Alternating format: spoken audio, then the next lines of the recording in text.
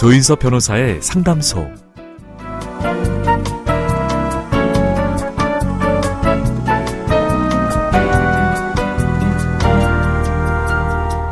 한낮의 무더위와 저녁 무렵의 신선함이 교차하는 이 계절. 사람 사이의 문제도 계절처럼 자연스럽게 흐른다면 얼마나 좋을까요? 법적인 문제 때문에 머릿속이 복잡하시다면 잠시 이곳에서 쉬어가셔도 좋습니다. 속 시원하고 정확한 자문으로 법률 문제를 풀어드리는 조인섭 변호사의 상담소, 지금 바로 문을 열겠습니다. 저는 조인섭입니다.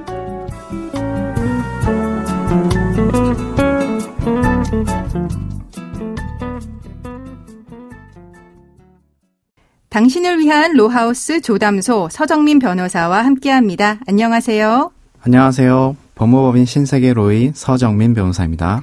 오늘은 어떤 고민이 기다리고 있는지 먼저 사연부터 알아보겠습니다. 저와 남편은 40대 중반의 나이에 만나서 10년째 부부의 인연을 맺어왔습니다.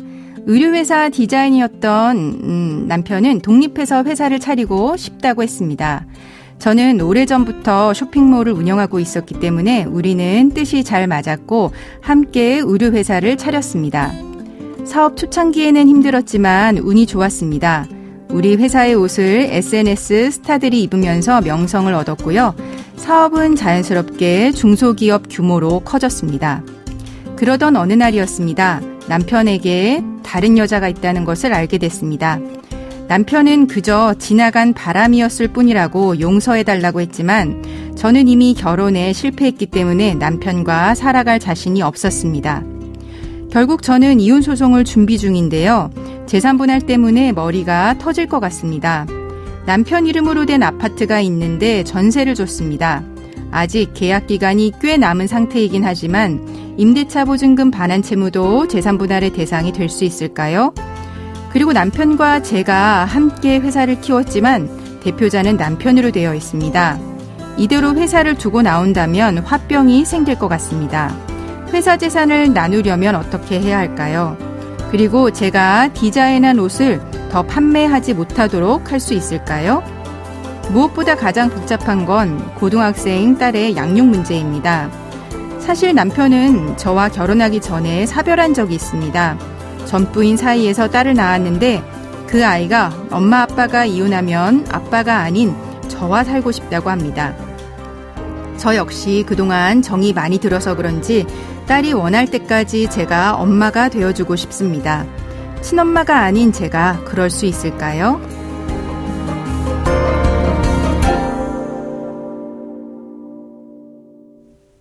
네, 사연자분이 재산분할 때문에 고민이 많으신 것 같습니다. 남편 소유의 아파트를 임대했고 임대차 보증금을 받아놓은 상태이신 것 같은데요. 계약 기간은 아직 많이 남았다고 하셨습니다. 이 임대차 보증금 반환 채무도 재산분할의 대상이 될 수 있을까요? 네, 결론부터 말씀드리자면 남편 명의의 아파트에 임대차 계약이 있었고 임차 보증금을 받은 상태라면 장래 임대차 보증금 반환 채무도 네. 재산분할의 대상이 될 수 있습니다. 네.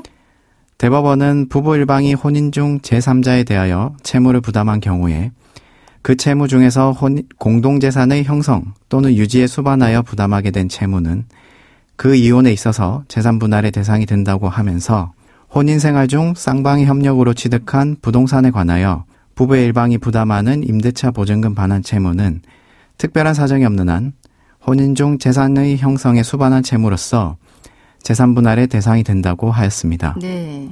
이혼 소송이 진행 중에 남편 소유의 아파트에 기습적으로 임대차 계약을 체결하여 임대차 보증금을 받은 경우가 아니라면 소지기 시에 이미 존재하는 채무이므로 재산분할의 대상이 됩니다.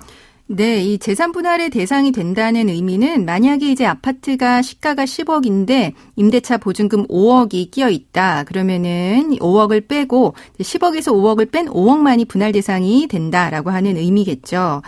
네, 사연자분이 남편과 함께 또 회사를 만들고 키워온 상황입니다. 근데 이 회사의 대표자 명의가 남편으로 되어 있어요. 이 회사 재산 분할할 수 있을까요?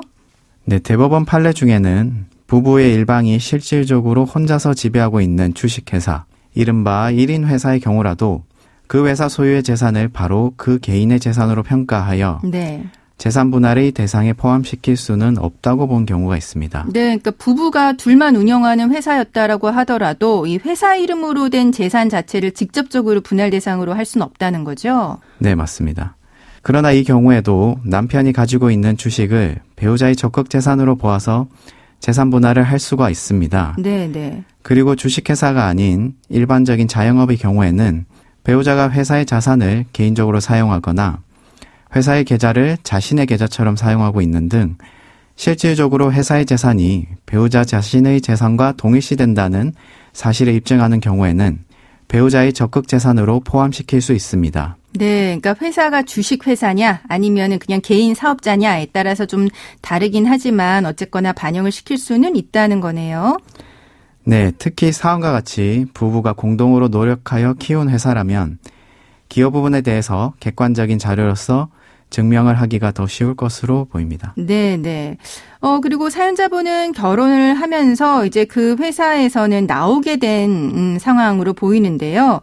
본인이 디자인한 옷을 판매하지 않도록 하고 싶다. 이제 이렇게 이야기하시는데 그거는 가능할까요? 네. 디자인보호법 제113조 제1항에서는 디자인권자 또는 전용 실시권자는 자기의 권리를 침해한 자 또는 침해할 우려가 있는 자에 대하여 그 침해 금지 또는 예방을 청구할 수 있다고 규정하고 있습니다. 네, 네. 이에 따라 디자인권자는 디자인보호법에서 규정하고 있는 금지 청구권을 피보전 권리로 하여 법원에 판매 금지 가처분 신청이 가능합니다. 네. 그러나 일반적인 경우에는 회사가 디자인권자가 되므로 그렇죠. 개인인 사연자분이 판매 금지 가처분 신청을 하기는 어려워 보입니다. 그럼 본인이 디자인한 어떤 그런 가치 이런 거는 어떻게 반영이 될 수가 있을까요? 네. 그렇다고 하더라도 사연자분이 직접 디자인을 하신 경우라면 회사에 대한 감정 신청을 해서 재산 분할 청구를 할 때 기여도를 높게 인정받을 수 있을 것으로 보입니다. 아, 네. 그리고 이제 사연자분은 남편이 사별한 전부인 사이에서 낳은 딸과 좀 각별하게 잘 지낸 상황으로 보여지는데요. 지금 딸이 친아버지인 남편이 아닌 사연자분과 함께 살고 싶다고 하는 상황으로 보여요. 고등학생 정도면 자신의 의사를 이야기할 수 있는 나이이긴 하지만 친아버지가 아닌 의붓 어머니가 양육권을 갖는 게 가능할까요? 네.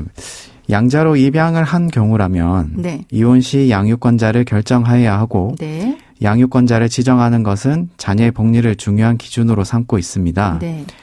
만약 자녀가 양부 또는 양모를 잘 따르고 있고 양부 또는 양모가 자녀를 양육하기에 적합한 상황인 경우에는 친부모가 아닌 양부모를 양육권자로 지정할 수도 있습니다. 네. 사연자분의 경우에도 만약 입양을 하셨다면 그렇죠. 예. 의붓 어머니이긴 하지만 자녀가 특히 잘 따르고 있고 같이 살기를 희망하는 상황이어서 양육권을 가질 수 있을 것으로 보입니다. 네, 이제 이거는 입양을 하신 경우 아니면 친양자 입양이 된 경우가 전제가 되는 거고 그렇지 않다라고 하면은 이제 어렵긴 하겠네요. 네, 지금까지 상담 내용을 정리를 해보자면 사연자분은 결혼하면서 남편과 사업체를 운영하셨는데 이혼을 하면서 남편 소유의 아파트, 임대차 보증금 반환 채무도 재산분할 대상이 될 수 있는지 그리고 남편과 함께 운영한 사업체의 재산도 분할할 수 있는지 고민하고 계시는데요.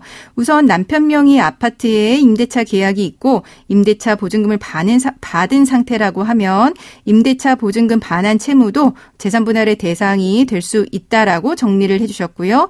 또 회사 재산을 분할하는 문제는 사연자분이 남편과 함께 노력해서 회사를 키워온 기여도를 적극적으로 입증한다면 재산 분할할 수 있을 것으로 보인다고 이제 이야기를 해주셨습니다. 네, 조인섭 변호사의 상담소 청취자분들의 사연을 기다립니다. 서정민 변호사가 사연 보내시는 방법 알려주세요. 네, 인터넷 포털 사이트 검색창에 YTN 라디오 조인섭 변호사의 상담소를 입력하시고 홈페이지에 들어오셔서 상담 게시판에 글 남겨주시면 됩니다. 연락받으실 전화번호도 함께 적어주시길 바랍니다. 네, 감사합니다. 지금까지 서정민 변호사와 함께했습니다. 서정민 변호사였습니다.